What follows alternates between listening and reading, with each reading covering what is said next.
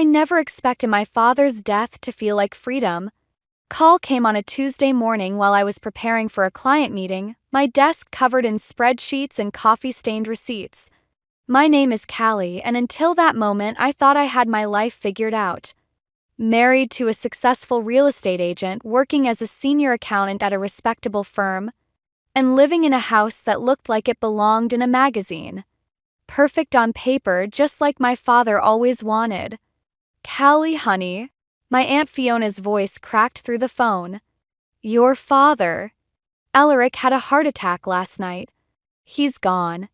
The world didn't stop. My coffee didn't spill. Instead, I felt an odd sensation, like a weight lifting from my chest while simultaneously crushing it. When? I managed to ask, my fingers absently straightening the papers on my desk. They found him this morning. The neighbor noticed the newspaper hadn't been picked up. Fiona paused. He was in his study, Callie. Working until the end, just like he always did. Course he was. The great Alaric Hartman wouldn't dare die anywhere else. I could picture him there, slumped over the antique mahogany desk where he'd spent countless nights reviewing my report cards, circling every A- in red ink. I'll need to tell Malcolm, I said, more to myself than Fiona. My husband would want to know immediately. He always insisted on being the first to know everything. Honey, there's something else. Fiona's tone shifted. Your father's lawyer called. There's going to be a reading of the will. He was very specific about who should attend. I almost laughed. Even in death, my father was orchestrating everything, controlling who could and couldn't participate in his final act. When do I need to be there? Friday. The funeral will be Thursday afternoon. She hesitated. Callie, are you okay? I'm fine, I replied automatically, the way I always did. I just need to make some arrangements. As I hung up, my office door opened. Malcolm stood there, perfectly pressed in his charcoal suit, his concerned expression already in place. Sometimes I wondered if he practiced these moments in front of a mirror. Everything all right, sweetheart? I was passing by and heard you on the phone. Course he was. Malcolm had an uncanny ability to appear whenever I received important calls or emails. He called it being attentive. Well, I tried not to think too hard about what I called it. My father died, I said, watching his face carefully. Heart attack. His expression shifted from concern to calculation so quickly I almost missed it. Oh, darling, I'm so sorry. He crossed the room to embrace me, but his next words went straight to business. We should call Mom and Dad. They'll want to help with the arrangements. And we'll need to contact the lawyer about the estate. I pulled away slightly. Aunt Fiona's handling most of it. The funeral's Thursday.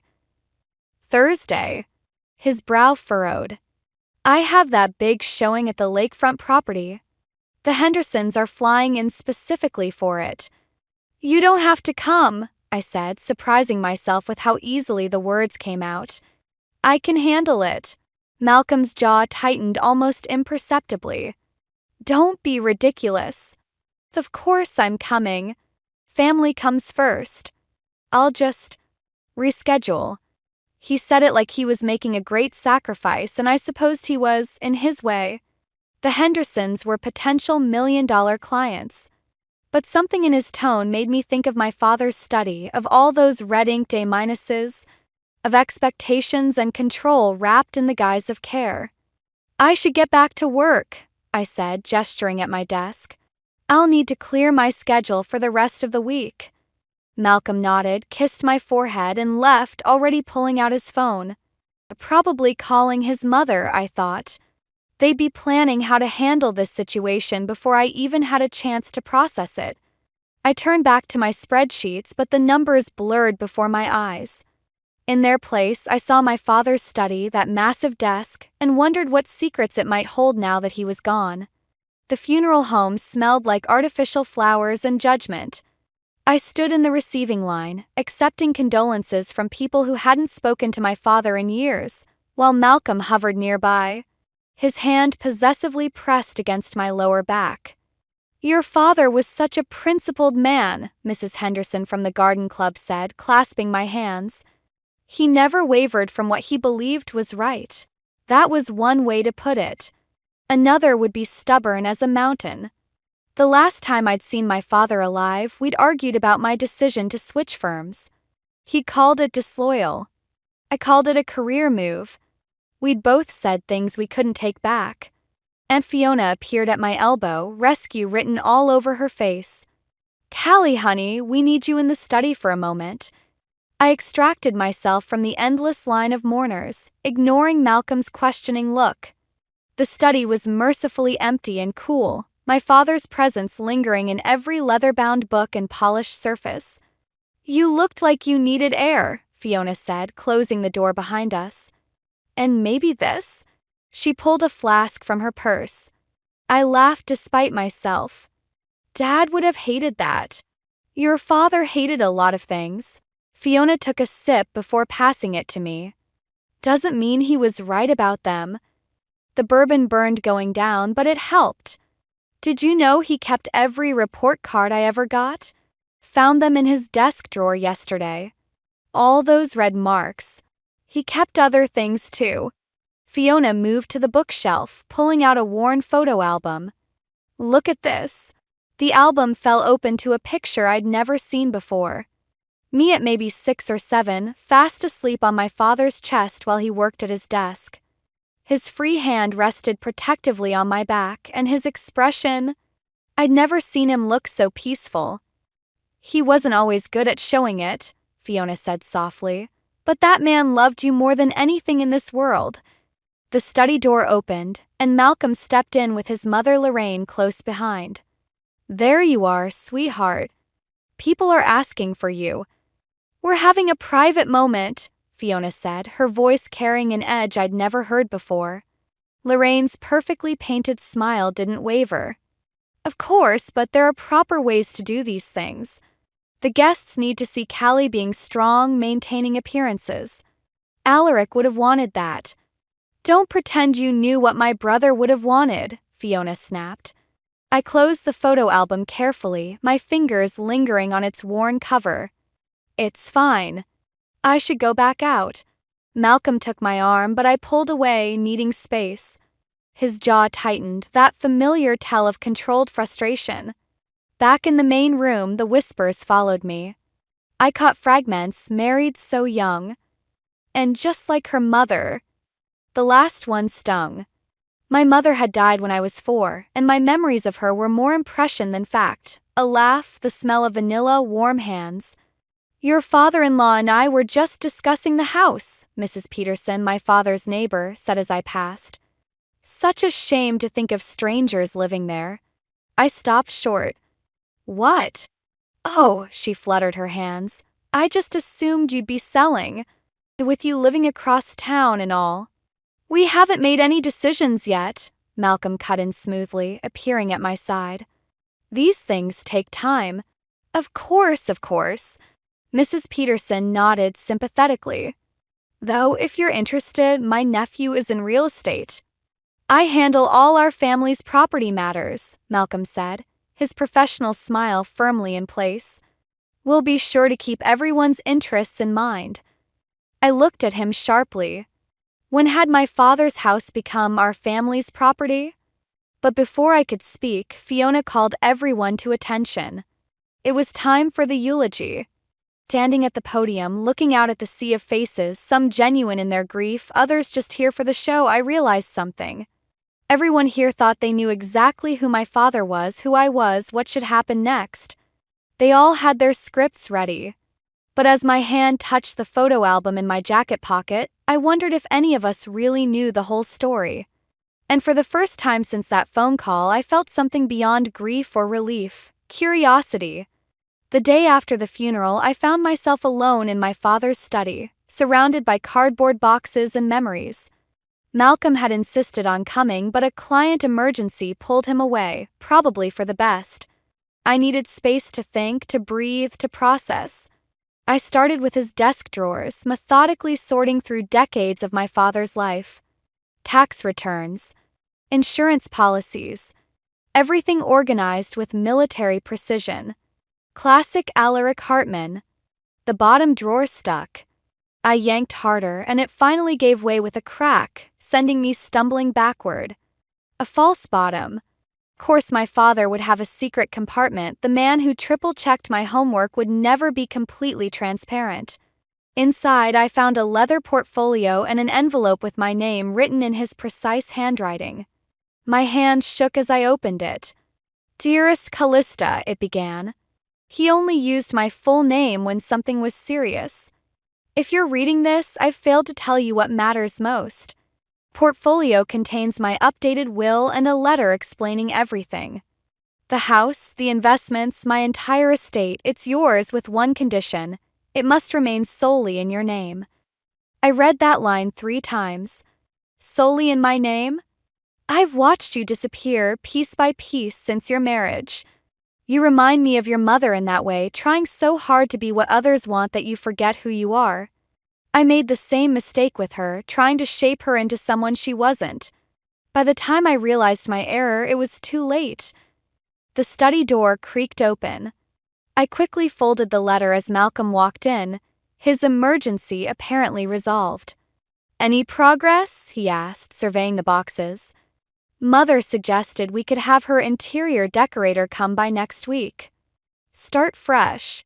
"We're not redecorating," I said, my father's words still ringing in my head. "Not yet." Malcolm's smile tightened. "Sweetheart, you can't keep it as a shrine. We need to think practically." I stood up, the portfolio clutched to my chest. "This isn't our house, Malcolm.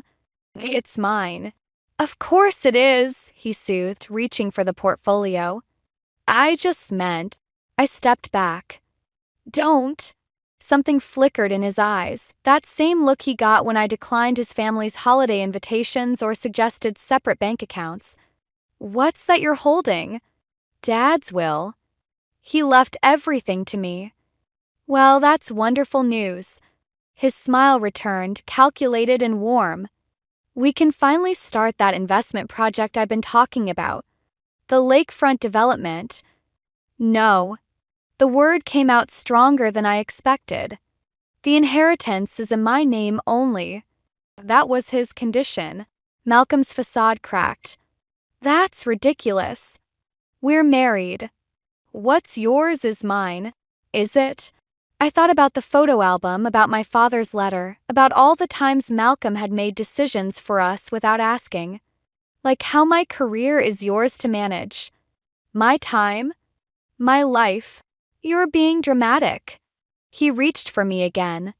"You're grieving. Let me handle things." "Like you handled my promotion opportunity?" The words burst out before I could stop them. "I found the email you deleted. The one offering me the senior position at Crawford and Mills." Malcolm's face hardened. "That firm's across the country. You weren't seriously considering it.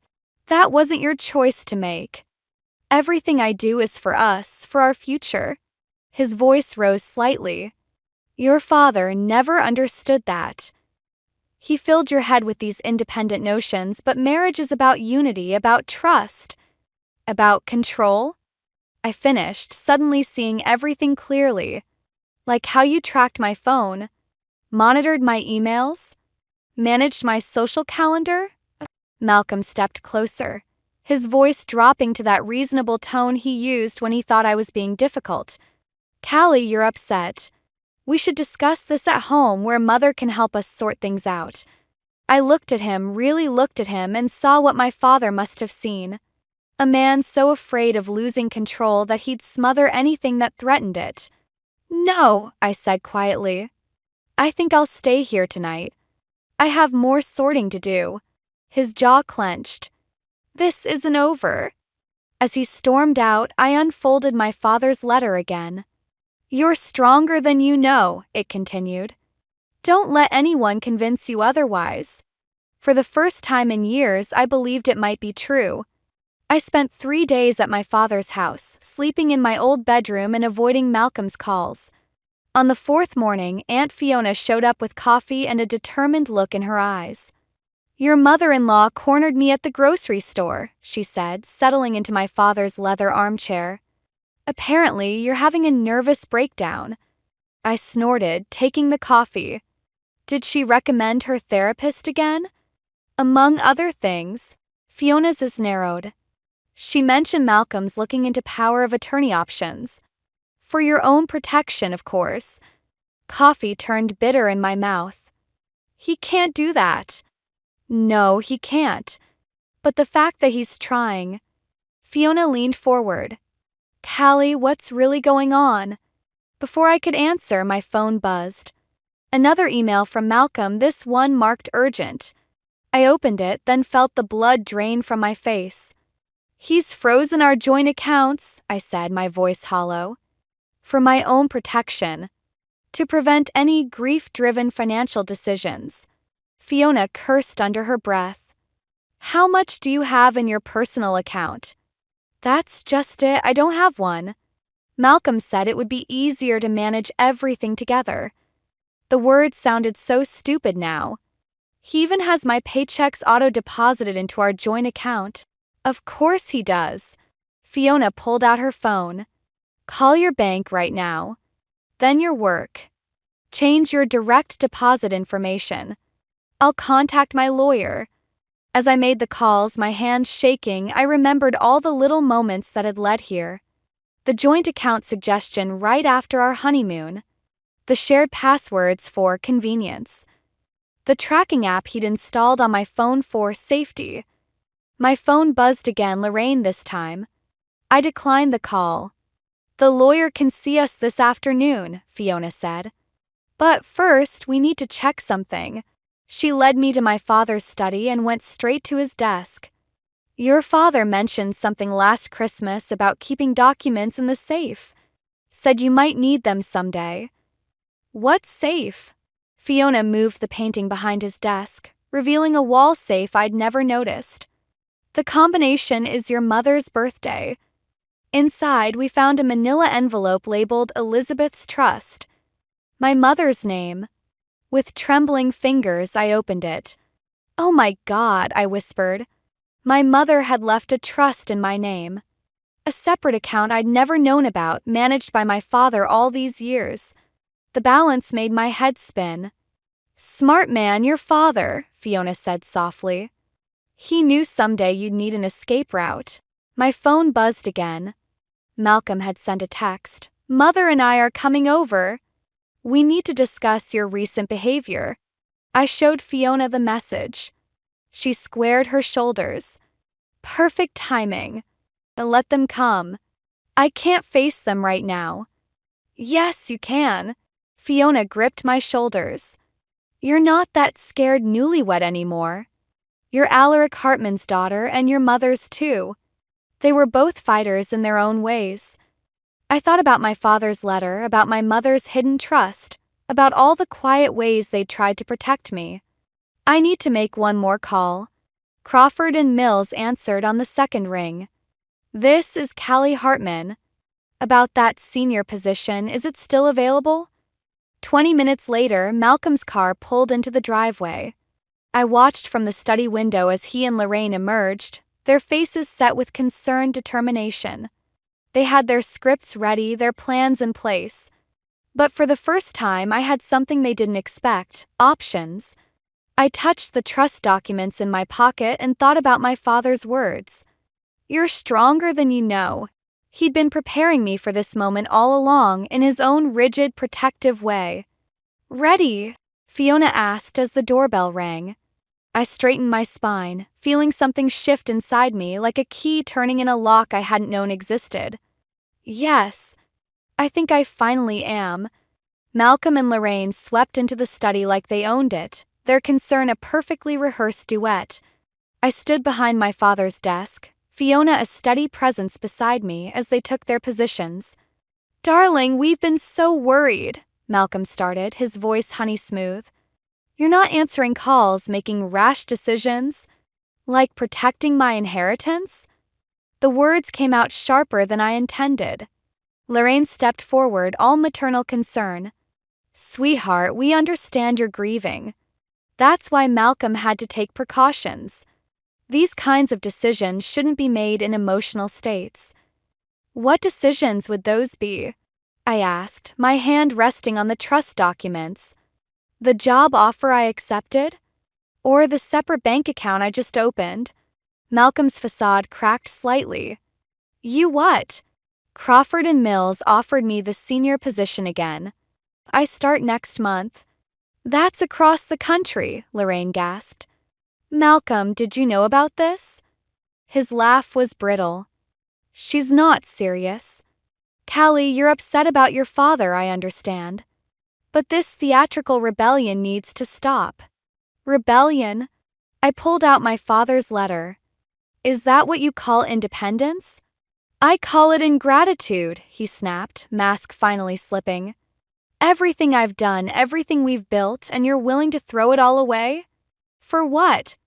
Some fantasy of freedom? Freedom isn't a fantasy, Malcolm. It's a right. I opened the letter. Want to know what my father really thought of our marriage? Your father was a controlling old man who saw right through you, I cut in. Who knew exactly what you were doing because he'd done it himself to my mother. The difference is he learned from his mistakes. Lorraine moved closer to Malcolm, her hand on his arm. We should call Dr. Stevens. She's clearly having some kind of breakdown. Already tried that angle, Fiona said coldly. The lawyer shut it down this afternoon, along with that power of attorney request. Malcolm's face darkened.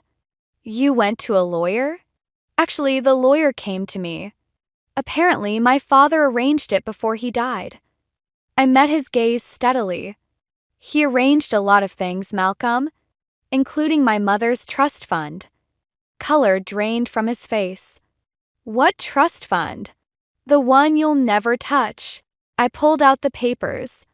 The one that's going to fund my fresh start without you. He lunged forward suddenly, reaching for the documents. I jerked back, but Fiona was faster, stepping between us. The look in Malcolm's eyes in that moment told me everything I needed to know about who he really was. That's my cue, Fiona said, pulling out her phone. Should I call the police now, or would you like to leave quietly? This isn't over, Malcolm snarled, but Lorraine grabbed his arm. Not here, darling. Not like this. She turned to me, eyes cold despite her smile. You'll regret this, Callie. The running away won't solve anything. I'm not running away, I said. I'm walking away. There's a difference. After they left, Fiona hugged me tight. You okay? I wasn't, not really. My hands were shaking, and my heart felt like it might burst. But underneath the fear was something else, something that felt like my father's strength and my mother's spirit combined. I need to pack some things, I said, pulling away. I can't go back to that house. You'll stay with me until you leave for the new job. Fiona paused. You know they won't give up easily, right? Malcolm's type never does. I looked around my father's study, at the life he'd built, at the protection he'd tried to provide. Then I thought about my mother's trust fund, her own secret rebellion, her gift to me across time. Let them try, I said, picking up the photo album from the desk. I'm done being managed. My phone buzzed, Malcolm again. This time, instead of ignoring it, I blocked his number. Then his email. Then his parents. Each tap felt like breaking another link in a chain I hadn't even realized I was wearing. Dad would be proud, Fiona said softly. I touched the letter in my pocket. I think he finally is. A week after moving in with Fiona, I came home from the lawyer's office to find our front door ajar. Inside, drawers hung open, papers scattered across the floor, and my father's photo album lay torn apart, its pages strewn like fallen leaves. Fiona? My voice echoed through the empty house. No answer. My phone buzzed, an email from an anonymous account. Inside was a photo of my mother's trust fund documents, followed by a simple message. We should talk. Alone. Park. 7 p.m. I knew Malcolm's writing style. Even without a signature, I could feel his fingerprints all over this. "Called the police," Fiona said from behind me, making me jump. She looked shaken but angry.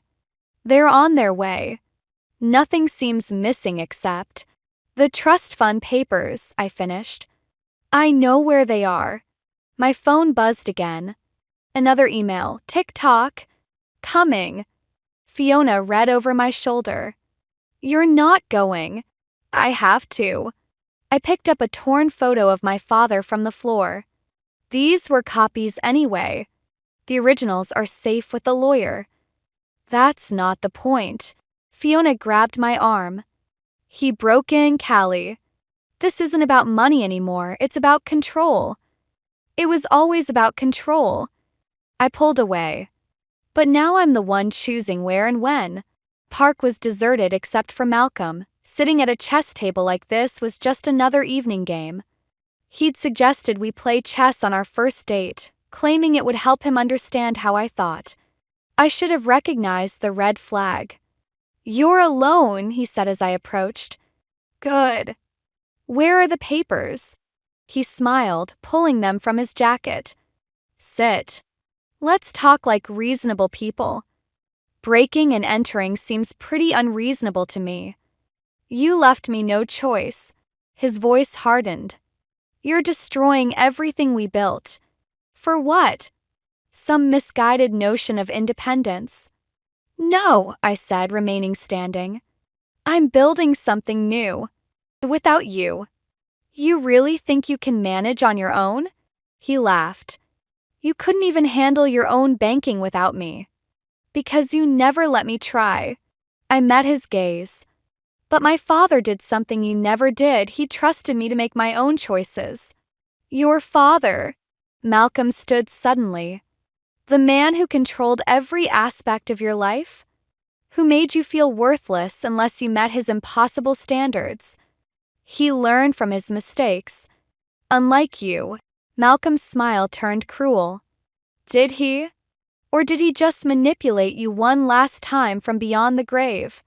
Trading his control for your blind loyalty?" The words hit harder than I expected, touching a doubt I hadn't wanted to acknowledge. Had my father really changed, or was I just switching one form of control for another?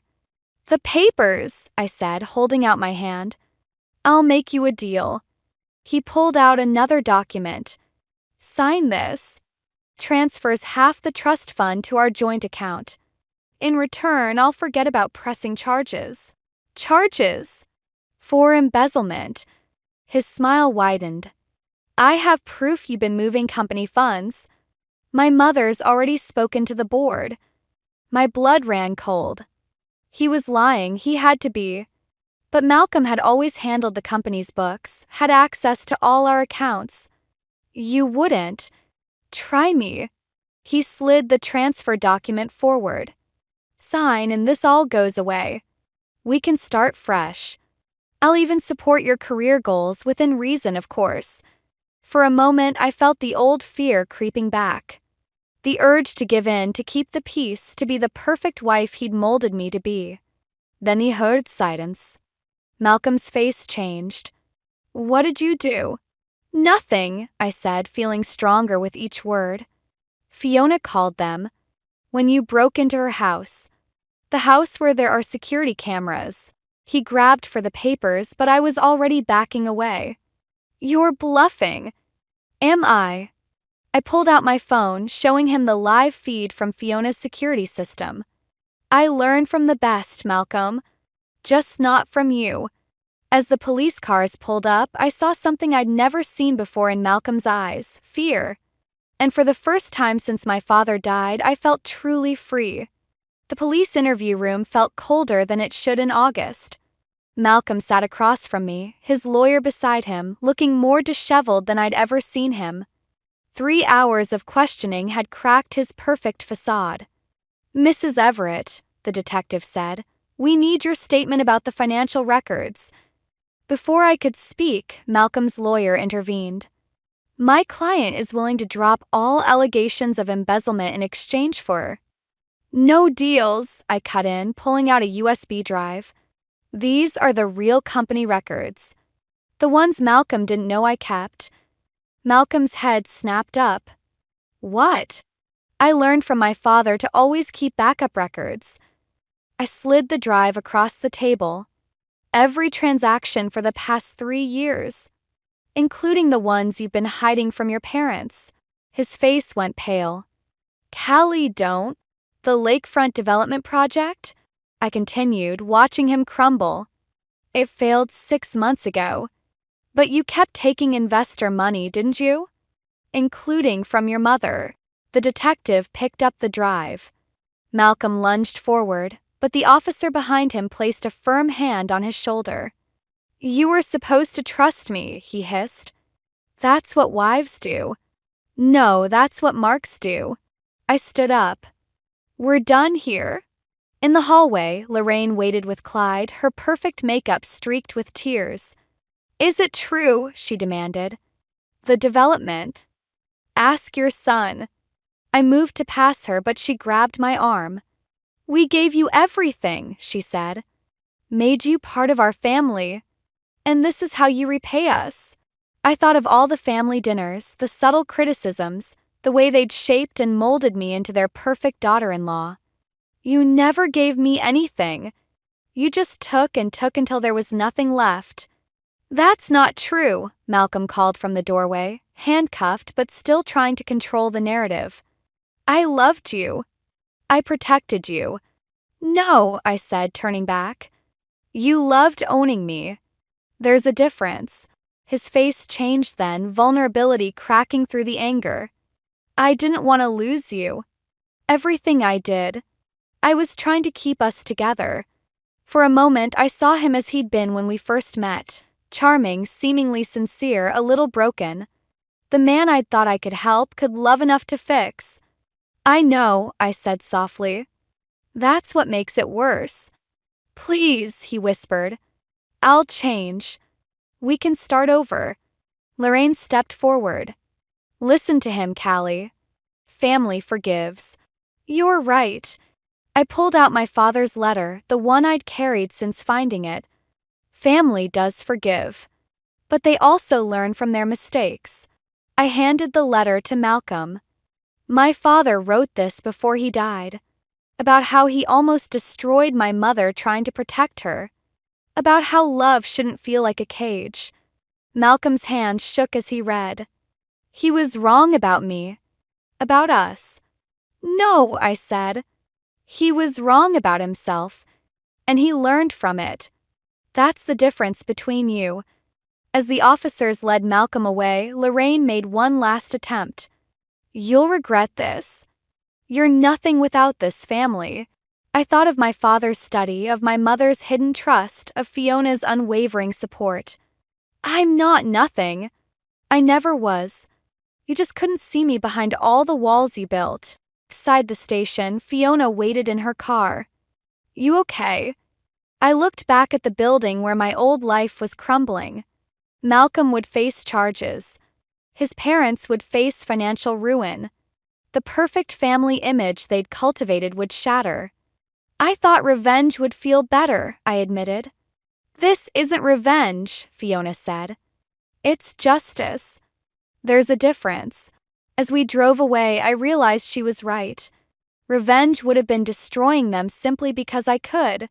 Justice was finally telling the truth about them, about myself, about everything.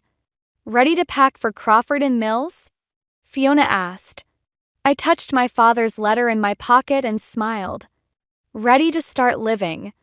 6 months after Malcolm's arrest, I stood in my father's study for the last time. The house had sold quickly, too many memories for me to stay, too much potential for the young family moving in.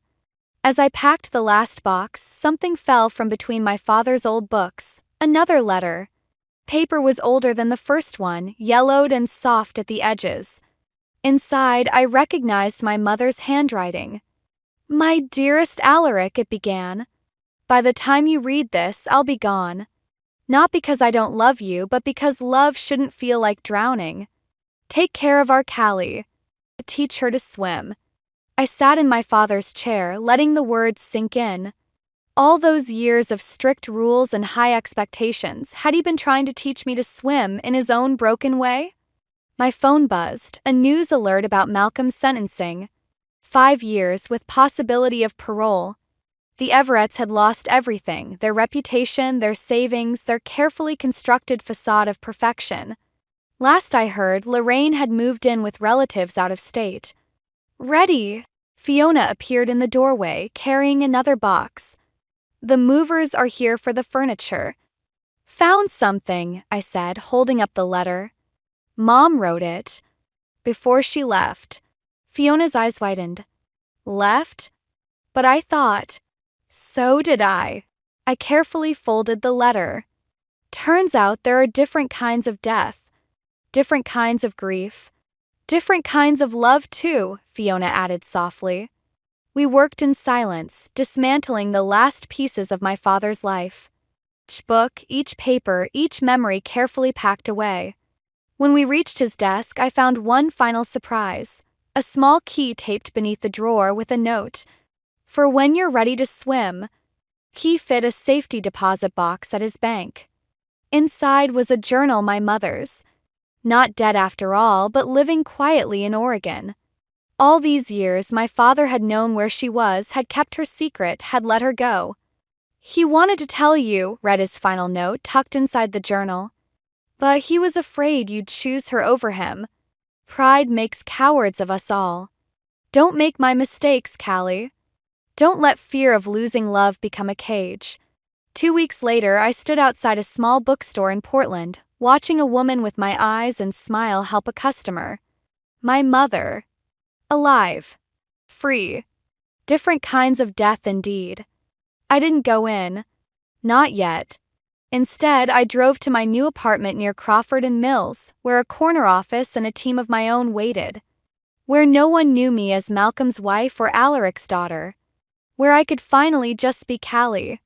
That night, I sat on my balcony with a glass of wine and my father's photo album. The last page held a surprise, a photo I'd never seen before. My mother and father, young and laughing, with baby me between them. On the back, in my father's handwriting, remember, love sets free. My phone buzzed, a text from an unknown number. Malcolm somehow reaching out from behind bars. I didn't read it. Instead, I blocked the number and opened my mother's journal. Dear Elizabeth, I wrote on the first blank page. I understand now. About drowning. About swimming. About finding air when you need it most. Maybe someday we'll talk about it. But for now, I just wanted you to know I learned to swim. Closed the journal and looked out at the city lights, thinking about different kinds of love, different kinds of freedom, different kinds of strength. My father had taught me more than just rules and expectations. He'd taught me how to break free of them. Tomorrow I'd start swimming on my own. But tonight I let myself float, suspended between past and future, between grief and hope, between what was and what could be. And for the first time in my life, the water felt just right. The basement door slammed behind me with such force that dust particles danced in the thin beam of light streaming through the keyhole. My heart hammered against my ribs as I stumbled down 3 steps before catching myself on the cold railing. Have fun with the spiders, Sienna. Madison's voice dripped with venom from the other side. The lock clicked into place, and her footsteps faded away upstairs, each one echoing like a nail in my coffin. I'm Sienna, and this is how my 16-year-old stepdaughter decided to welcome me home after my first business trip as a married woman. Madison, this isn't funny. I pounded on the door, my fist connecting with solid wood. The impact sent shockwaves up my arm, but the pain barely registered through my rising panic. Let me out right now, sister. Silence answered. Well, not complete silence. Something scuttled in the darkness behind me, and my skin crawled. I fumbled for my phone, cursing when I remembered it was still in my purse, upstairs in the kitchen, where I dropped it before Madison asked me to check something in the basement. The darkness pressed in around me, thick and suffocating. I'd avoided this basement since moving in 6 months ago. Daniel had laughed at my unease, calling it cute, how I'd send him down to fetch things from the storage room. If he only knew how his precious daughter would use my fear against me. "Help!" I screamed, knowing it was useless. Daniel wouldn't be home from work for hours, and our nearest neighbors were too far to hear. My hand brushed against something in my jacket pocket, the small flashlight I'd started carrying after that power outage last month. With trembling fingers, I clicked it on, the beam cutting through the darkness like a knife. Boxes, shelves, old furniture draped in sheets, normal basement stuff that somehow looked sinister in the harsh light. A mirror in the corner caught my reflection. Wide eyes, pale face, disheveled dark hair. I barely recognized myself. "Think, Sienna, think," I muttered, forcing myself to take deep breaths. The basement had to have another way out. The previous owners mentioned something about a crash upstairs made me jump. Madison's voice drifted down, speaking to someone. My blood ran cold when I recognized Rachel's voice, my best friend who was supposed to come over for coffee. "Sienna, she left about an hour ago," Madison said, her voice perfectly concerned. "Said something about running errands. I can tell her you stopped by when she gets back." That little snake. I could picture her now, all innocent smiles and worried eyes, playing the part of the perfect stepdaughter while I was trapped down here like some dirty secret. "Oh, that's weird," Rachel replied. "She texted me to come over. Maybe she got delayed. You know how she is, always running late." The conversation continued, but their voices grew fainter. No, no, no. Rachel couldn't leave. She was my only chance. I opened my mouth to scream again, but stopped. Madison would only turn it against me somehow. She'd been doing that for months, twisting every situation, making me look unstable, paranoid. Even Daniel had started giving me those concerned looks, suggesting maybe I was too stressed at work. My flashlight beam caught something else. A small window near the ceiling, mostly blocked by an old bookshelf. If I could climb up, but as I moved closer, I noticed the window had been painted shut recently. The paint was still tacky in spots. This wasn't an impulsive act. Madison had planned this. I sank down onto a dusty box, my mind racing. All those little incidents over the past months, my missing car keys, the accidentally deleted work presentations, the rumors at Daniel's office party, they weren't random acts of teenage rebellion. This was calculated, methodical. The flashlight flickered, and something inside me hardened. Fine. If Madison wanted to play games, I could play too. But unlike her, I had years of experience in the corporate world, where destroying someone required precision, patience, and most importantly, plausible deniability. I heard the front door close upstairs. Rachel was gone. I was alone in the dark with my thoughts and a growing sense of purpose. Game on, Madison. Game on. Daniel found me 3 hours later, huddled in a corner of the basement, my flashlight dead. His face twisted with concern as he helped me up the stairs. But it wasn't me he rushed to check on first. "Madison, sweetheart." His footsteps thundered up to the second floor, while I stood in the kitchen, still shaking, still tasting dust in my mouth. "I'm fine, Dad," Madison called down, her voice honey-sweet. "Just finishing my homework." I gripped the kitchen counter until my knuckles went white. The lies came so easily to her, wrapped in teenage innocence and practiced charm. When Daniel returned, he wrapped his arms around me, but his eyes were distant, already processing how to minimize this latest misunderstanding. "The door must have stuck again," he said, rubbing my shoulders. "I'll have someone look at it this weekend." "The door didn't stick," I said, stepping away from his embrace. "Madison locked me in there, on purpose." His sigh felt like a knife between my ribs. "Sienna, honey, I know things have been challenging, but Madison wouldn't do that." Shadow, our black cat, wound between my legs, purring. At least someone in this house was on my side. "Have you even asked her?" "She's been in her room all afternoon, studying for her chemistry test." He loosened his tie. A gesture I'd learned meant he was done discussing the topic. "Maybe you should lie down. You look pale." The doorbell rang before I could respond. Through the front window, I spotted Rachel's car. She must have come back, Worried when I didn't answer her texts, Madison appeared at the top of the stairs, as if summoned. "I'll get it." "No," I said, my voice sharper than intended. "I'll get it." But Madison was already halfway down, shooting me a look that said she knew exactly what would happen if I tried to tell Rachel the truth. She'd twist it, like she always did, make me sound paranoid, unstable, the crazy stepmother trying to come between a father and his daughter. Rachel's smile faltered when she saw my face. "Sienna, are you okay? I stopped by earlier, but..." "She was running errands," Madison cut in smoothly. "Right, Sienna?" I felt Daniel's presence behind me, waiting to see how I'd handle this. One wrong move, and I'd be the villain in tonight's dinner conversation. Again. "Right," I forced myself to say. "Sorry about that, Rachel. I should have texted." Rachel's nurse's instincts kicked in. I could see it in the way her eyes narrowed, assessing me. "Well, I brought that book you wanted to borrow. Mind if I come in for a minute?"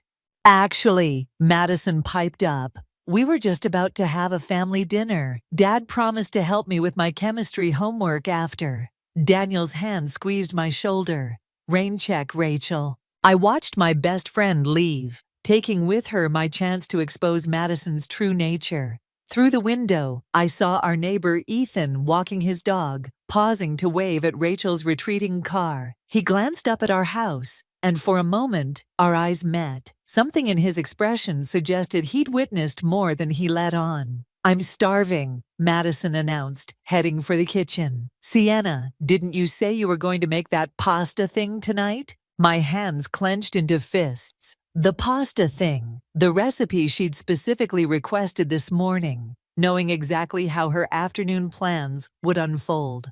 "I need to check something for work," I said, heading for the stairs. "You two go ahead." In our bedroom, I pulled out my laptop and opened a new document, started typing. Every incident, every misunderstanding, every manipulative moment since I'd married Daniel 6 months ago. Times, dates, witnesses, the paint on the basement window, Rachel's visit, Ethan's knowing look. Madison wanted to play chess, fine, but she'd forgotten something crucial about me. Before I met Daniel, I'd spent 15 years in corporate marketing, where documenting everything wasn't paranoia, it was survival. "Sienna," Daniel called up. "You coming down?" I saved the document and named it Insurance. "Be right there," I called back, a plan already forming in my mind. Madison might have Daniel wrapped around her finger, but she'd made a critical mistake today. She'd shown her hand too soon. And I'd learned long ago that the best revenge isn't served hot or cold. It's served with a smile and impeccable documentation. The email from my boss arrived during dinner. Another presentation corrupted, another deadline missed. My hands trembled as I read it on my phone under the table. Madison's voice chattering about her day, providing perfect cover. And then Jessica said the funniest thing about Sienna's outfit at the school fundraiser last week. My head snapped up. "What fundraiser?" The conversation screeched to a halt. Daniel's fork paused halfway to his mouth. "The one you promised to help organize," Madison said, eyes wide with practiced innocence. "Everyone was asking where you were. I had to tell them you forgot." "I never promised." I stopped remembering the deleted calendar entries I discovered last week, the missing emails, the convenient, technical glitches that seemed to follow me lately. "It was pretty embarrassing," Madison continued, picking at her salad. "Mrs. Peterson said maybe you were still adjusting to family life." Daniel cleared his throat. "Madison, that's enough." But it wasn't enough, not anymore. "Show me your phone," he said, "Spisket." Madison clutched her phone closer. "Show me your phone right now." "Dad," she turned to Daniel, tears already welling up.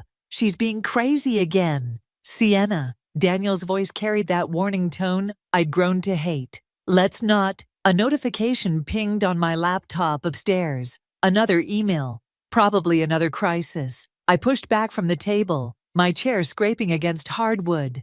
"I need some air." Outside, the evening air felt thick with unspoken accusations. I walked to the end of our driveway, then kept walking, my heels clicking against pavement like a metronome, counting down to disaster. Rough night, I startled. Ethan stood in his front yard, garden hose in hand, though his flowers looked thoroughly watered. Just family dinner theater, I said, aiming for lightness and missing by miles. Interesting performance the other day, he said, eyes sharp despite his casual tone. When Madison told your friend you weren't home, my breath caught. You saw that. I see a lot from my office window. He coiled the hose slowly, like how your stepdaughter seems to have a habit of going through your car when you're not around. The missing presentation files, the corrupted emails, the calendar chaos. Why are you telling me this? Ethan's smile didn't reach his eyes. Let's just say I recognized the signs. My ex-wife's daughter had similar hobbies. Before I could respond, my phone buzzed. Daniel, come home, we need to talk.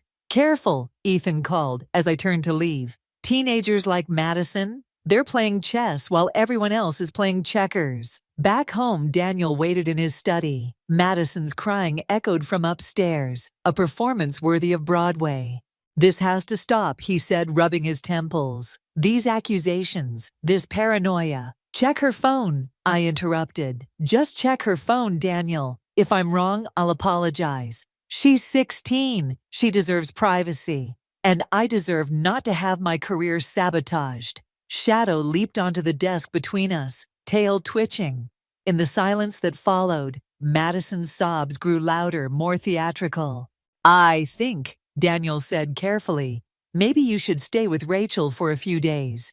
Clear your head. Something snapped inside me. You want me to leave? Just temporarily, until things calm down. I laughed, a harsh sound that made Shadow's ears flatten. Things won't calm down, Daniel. They'll get worse, because that's exactly what she wants. His face hardened. That's enough. No, it's not enough. It's nowhere near enough. I moved toward the door, then stopped. But it will be.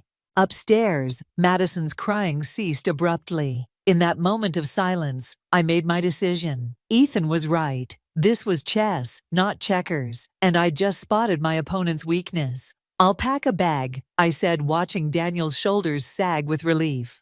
But first, I need to send a work email. He nodded, already reaching for his phone to comfort his daughter. In our bedroom, I opened my laptop and created a new email address. Then I started typing. Dear Mrs. Peterson, I recently learned about the fundraiser incident and wanted to clarify something. Madison wanted to play, fine, but she'd forgotten something crucial about chess. Sometimes the queen has to leave the board to win the game. Rachel's guest room felt like exile, but it gave me space to think. 3 days had passed since Daniel suggested I clear my head, and my phone remained silent except for work emails, each one a fresh disaster I couldn't quite prove was Madison's doing. You need to eat something, Rachel said, setting down a plate beside my laptop. The smell of toast turned my stomach. I found something, I said instead, turning the screen toward her. Look at these timestamps. Rachel leaned in, squinting at the email logs. Every corrupted file, every missed meeting. They all happened when Madison was supposedly at debate team practice. Which means there is no debate team this semester. I checked with the school. The doorbell interrupted Rachel's response. Through the window, I spotted Ethan on the porch, holding what looked like a manila envelope. I have something you need to see, he said when Rachel let him in. His usual casual demeanor was gone, replaced by something harder. But first, you need to tell me exactly what happened the day your predecessor left the company. My throat went dry. What? He pulled out several printed pages, because according to these, Sarah Jenkins didn't just quit. She had a complete breakdown after her stepdaughter accused her of harassment. The toast in my stomach turned to lead. How did you... I do background checks for a living, Ethan said. And Madison's mother didn't just leave town for a fresh start, like Daniel claims. She fled after similar accusations from another teenager at her workplace. Rachel's hand on mine, squeezing tight. Sienna, what aren't you telling us? My phone buzzed. A text from Daniel. Madison's crying again. When are you coming home? It's a pattern, Ethan continued, laying out more papers. 3 women before you. All stepmothers, all professionally discredited, all gone within a year. But why would Daniel? Rachel started. Because he gets to play the hero, I whispered, pieces clicking into place. The devoted father protecting his daughter, the understanding husband supporting his unstable wife. My phone buzzed again. Madison this time. I miss you, maybe I overreacted. The perfect trap. Return home and face more sabotage, or stay away and prove I'm abandoning my family. There's more, Ethan said quietly. Your company's HR department received an anonymous complaint yesterday about inappropriate behavior toward a minor. The room spun. Rachel cursed, but I barely heard her. All I could see was Madison's innocent smile, her perfectly crafted tears, her father's concerned frown, as he suggested I take some time away. My phone lit up with another text from Daniel. We should talk. Come home tonight? Don't, Rachel said, reading my expression. Sienna, whatever you're thinking. But I was already grabbing my coat. I need to get something from the house, just one thing. It's a trap, Ethan warned. Once those accusations hit, I know, I said, my voice steadier than I felt. But my laptop's still there, with everything I've documented, everything I've backed up, including emails I'd never sent. Insurance, I'd called it. Now it looked more like survival. I'll go with you, Rachel offered. No. I checked my phone one last time. Daniel's last message glowed. Madison's making your favorite dinner. I need to do this alone, I said, thinking of the basement, of locked doors and painted windows, of a teenager who'd learned too well how to destroy lives while keeping her hands clean. But Madison had made one crucial mistake. She thought she was playing against another Sarah Jenkins, another woman who'd break and run when the accusations flew. She didn't realize she was playing against someone who'd spent 15 years documenting everything, who knew exactly how to make evidence disappear or appear. If I'm not back in an hour, I told Ethan, send everything you found to these email addresses. I scribbled down 3 contacts, my lawyer, my boss, and most importantly, Mrs. Peterson from the school board. Rachel grabbed my arm. What are you going to do? I thought of my hidden files, of Madison's careful manipulations, of Daniel's practiced concern.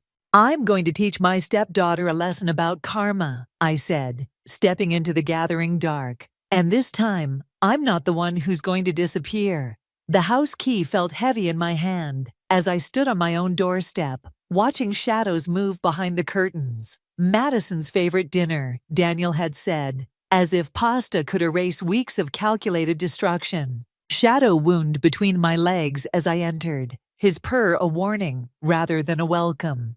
The laptop was upstairs in my office, assuming Madison hadn't already gotten to it.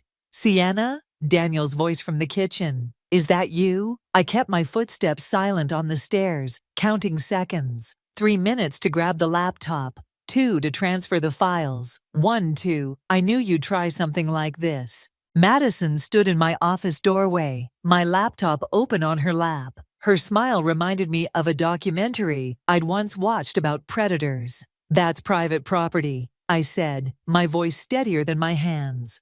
Like Sarah Jenkins' private emails? She turned the screen toward me. The ones where she begged Dad not to believe the lies? Or maybe Catherine Mill's resignation letter, the one she wrote right before her nervous breakdown. Each name hit like a slap. How long have you been planning this? Since Dad first mentioned you.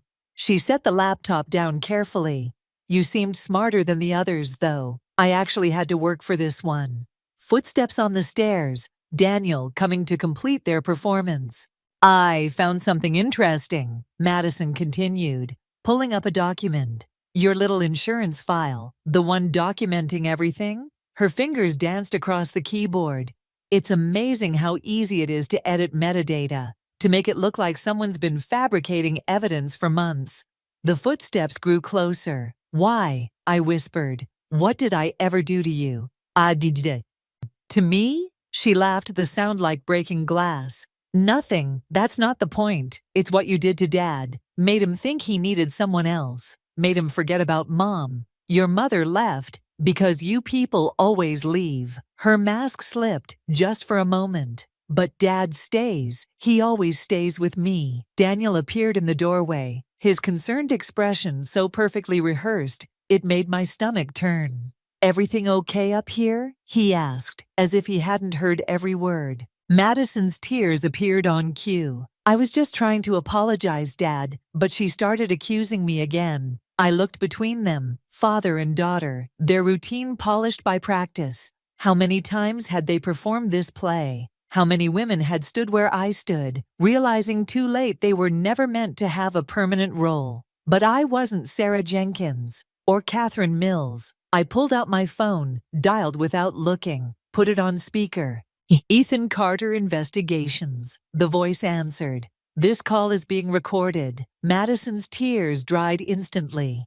Daniel stepped forward, but I held up my hand. "Would you mind sharing what you found about the Jenkins case?" I asked, watching their faces. "And the Mills case? And especially about Madison's mother?" "Sienna." Daniel's voice dropped to a warning growl. "Think carefully about what you're doing." "The files are already sent," I said, though my heart hammered. "To my lawyer, my boss, and Mrs. Peterson. Everything, including the basement incident." Madison's mask cracked further. "You're lying." "Check your email, Mr. Taylor," Ethan's voice cut in. "You'll find everything there, including some interesting financial records. Seems paying off previous stepmothers leaves quite a paper trail." The silence stretched like a wire about to snap. Then Madison laughed, not her usual calculated giggle, but something wild and sharp. "It doesn't matter," she said. No one will believe you. They never do." "They might not believe me," I agreed, reaching for my laptop. "But they'll believe the recordings. The ones from every room in this house, including your little confession just now." Daniel lunged for the laptop, but I was faster. Years of corporate politics had taught me one crucial lesson. Always have a backup plan. "One more step," I warned, "and everything goes public. Every case, every payoff, every carefully orchestrated breakdown. How many careers have you destroyed, Madison? How many lives?" She stared at me, and for the first time, I saw real fear in her eyes. "Your move," I said softly. "But remember, I'm not playing chess anymore. I'm burning the whole board." The school board meeting room felt like a courtroom, with Mrs. Peterson's disapproving stare serving as judge and jury. My evidence lay scattered across the table: emails, recordings, financial records, but Madison's tearful performance was stealing the show. "I just wanted a mother," she sobbed, Daniel's arm protectively around her shoulders. But she kept trying to turn everyone against me. I watched the board members exchange glances, their sympathy clearly lying with the traumatized teenager rather than the unstable stepmother. Even my recordings worked against me. Madison's confession twisted into the desperate acts of a scared child, protecting herself from an obsessive adult. "Mrs. Taylor," Mrs. Peterson adjusted her glasses. "These accusations are very serious, but what concerns us more is your apparent fixation on documenting a minor's private moments." "Private moments?" My laugh sounded hollow, even to my own ears. "She locked me in a basement. She sabotaged my career. She created a cry for help," Daniel interrupted smoothly. "One we clearly missed, caught up in our own concerns about your stability." The trap snapped shut with brutal efficiency. Every piece of evidence I'd gathered now looked like proof of my own obsession. Every recording painted me as the unstable one. Even Ethan's investigation backfired. What kind of person hired a private investigator to spy on their teenage stepdaughter? "I have statements," Daniel continued, sliding a folder forward, "from Sarah Jenkins and Catherine Mills about similar patterns of behavior." My blood ran cold. Of course he'd contacted them. Of course they'd back his story. Anything to stay buried, to keep their own broken pieces hidden. "That's not," I started, but Madison's next performance cut me off. "I should have told someone sooner," she whispered, tears perfectly timed. "About the cameras, the stalking, how she'd follow me to school events pretending to be involved." The school board secretary was taking notes, each tap of her keyboard another nail in my professional coffin. I looked around the room, searching for one sympathetic face, but found only judgment and disgust. My phone buzzed. Rachel, probably wondering why I hadn't answered her warnings about this meeting being a mistake. Beside her name, I spotted an email notification from my boss regarding your immediate termination. Given the severity of these concerns, Mrs. Peterson said, we'll be recommending a full investigation and temporary restraining order. You can't. It's for the best, honey, Daniel said, his concern so convincing I almost believed it myself. We can get you help. Real help this time. Madison buried her face in his shoulder, but not before I caught her smile. The same one she'd worn in the basement, watching me pound on a locked door. I have proof, I insisted, my voice cracked.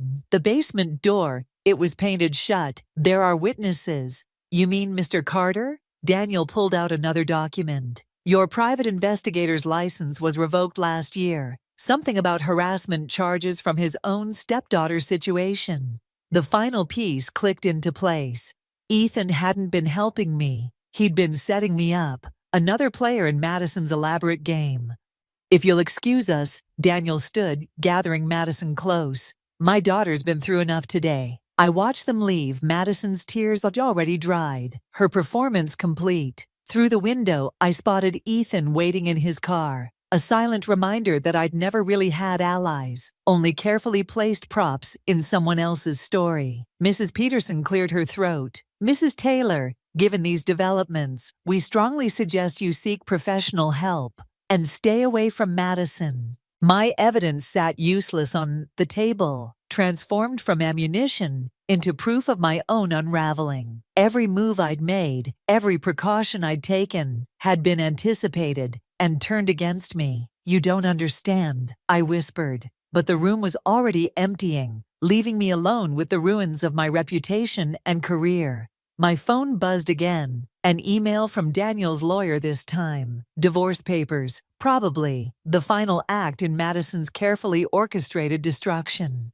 I'd thought I was burning the chessboard, but I'd never been a player at all. Just another piece to be sacrificed in Madison's game. My moves predicted and countered before I'd even made them. The question wasn't how to win anymore. The question was whether I had anything left to lose. Rachel's spare bedroom had become my war room, walls covered with printouts and photos. 3 weeks since the school board meeting, and I'd finally found what I was looking for. In Daniel's banking records, of all places. My phone buzzed. Madison. Miss you, Sienna. Dad says you can come home if you agree to counseling. I ignored it, focusing on the document in front of me. Regular payments to a private account, starting exactly when Madison's mother disappeared. Not alimony, not child support, something else. The doorbell rang.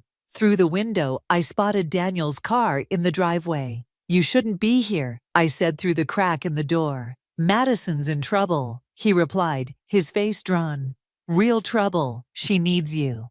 I almost laughed. Like Sarah Jenkins needed you? Or Catherine Mills? Or Madison's mother? His expression shifted, something darker replacing the practiced concern. You don't know what you're talking about. Actually, I held up my phone. I do. I found her, Daniel. Madison's mother? She's not living her best life in California, like you told everyone. She's in a psychiatric facility in Oregon, under a different name, paid for by you. The mask slipped completely. You had no right. To what? Investigate why 3 women before me had mental breakdowns, why they all claimed Madison was destroying their lives, right before being diagnosed with paranoid delusions? A car door slammed behind him. Madison emerged, her usual perfect composure cracking around the edges. You're supposed to be gone, she spat. They all leave, that's how it works. Madison, Daniel warned, but she was already pushing past him into the house.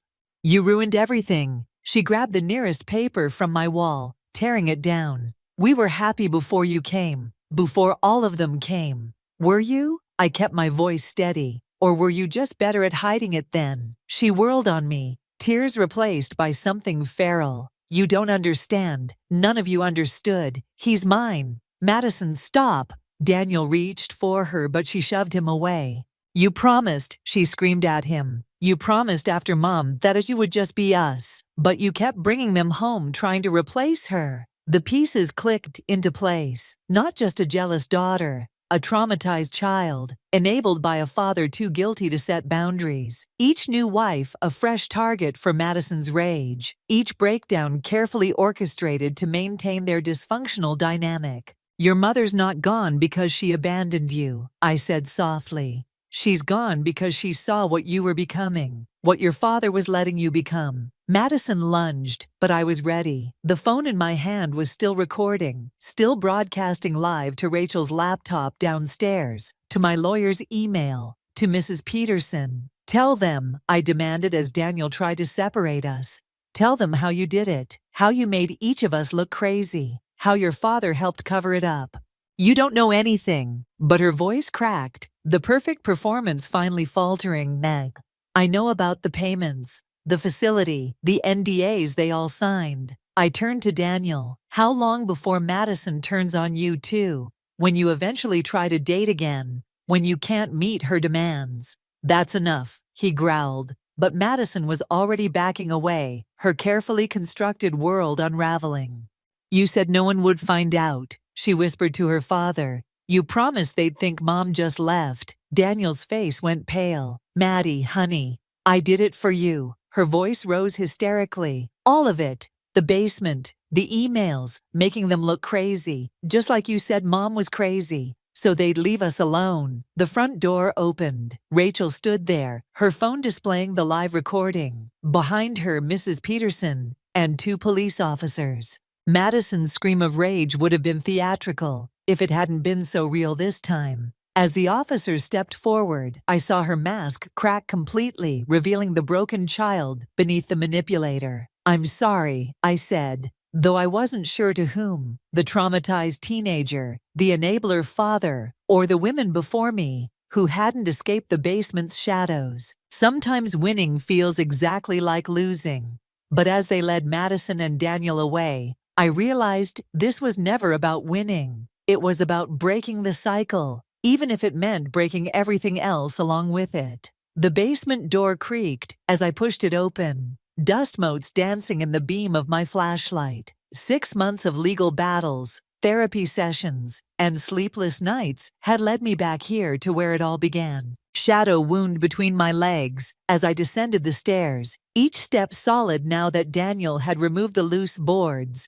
Evidence for the investigation, they'd called it. Evidence of a family's slow collapse. You don't have to do this, Rachel said from the top of the stairs. The realtor can handle everything. But I did have to do this. The house would sell tomorrow, and I needed to face these shadows one last time. My flashlight caught the window, still painted shut, though investigators had photographed it extensively. Madison's first confession had opened a flood of revelations. Daniel's careful documentation of each wife's instability, the coordinated gaslighting, the way father and daughter had perfected their routine through years of practice. A newspaper clipping fluttered from between 2 boxes. Madison's tearful interview about her mother's abandonment. The truth had been harder to swallow. A woman who'd seen the darkness growing in her daughter, who'd tried to get her help, only to be labeled paranoid and dangerous by her own husband. Found something? Rachel called down. Just ghosts, I answered, moving deeper into the basement. My phone buzzed. Another email from Madison's therapist, requesting a meeting. I'd declined the previous 3. Some bridges couldn't be rebuilt, shouldn't be rebuilt. The last time I'd seen Madison, being led away in handcuffs, she'd looked so young, so broken. But I'd seen the calculation behind her tears, even then. A soft thump made me turn. Shadow had knocked over a box, spilling photos across the floor. I knelt to gather them, freezing when I recognized the faces. Daniel's previous wives, all smiling, all unaware of what awaited them. Each photo carefully dated, documented, like exhibits in a case that would never see trial. Sienna, a new voice from upstairs. You okay down there? Ethan, not the ally I'd thought, but not quite the enemy either. His own stepdaughter had reached out during the investigation, sharing a similar story of manipulation and gaslighting. He'd been trying to warn me, in his way, though his methods had nearly destroyed me. "Almost done," I called back, but my hand shook as I picked up the final photo, Madison and Daniel, taken just days before I'd moved in. Their smiles held secrets I hadn't been equipped to read. Something scratched inside the wall. Shadow's ears perked up, his tail puffing. I shifted my flashlight beam, catching a glimpse of movement through a crack in the foundation. The basement had always held secrets, but some were better left buried. I gathered the photos and documents, more evidence for the growing Cass file. Daniel's trial would start next month, though Madison's juvenile hearings had already begun. Their perfect facade had crumbled, revealing the rot beneath. "Ready?" Rachel asked as I emerged, blinking in the bright light of the kitchen. "Almost." I moved through the house one last time, Shadow at my heels. Each room held memories of a life I'd tried to build, of a family that had never really existed. In my office, I retrieved the final item, my laptop, still containing the recordings that had exposed everything. At the front door, I paused. The house felt different now, its shadows less threatening, its secrets laid bare. But as I turned to leave, Shadow suddenly hissed, his gaze fixed on something upstairs. I followed his line of sight to Madison's bedroom window. For a moment, I could have sworn I saw a face, young, tear-streaked, calculating. But it was just a trick of the light, a reflection of what I'd learned about family, about revenge, about the fine line between justice and destruction. "Goodbye, Shadow," I whispered, but he'd already slipped away into the darkness of the house, choosing to keep his own counsel about which secrets to keep and which to reveal. I locked the door one final time, leaving the key under the mat for the realtor. As I walked away, I didn't look back at the house or its basement full of shadows. Some stories don't need an ending to be finished. They just need fame, just need to be survived.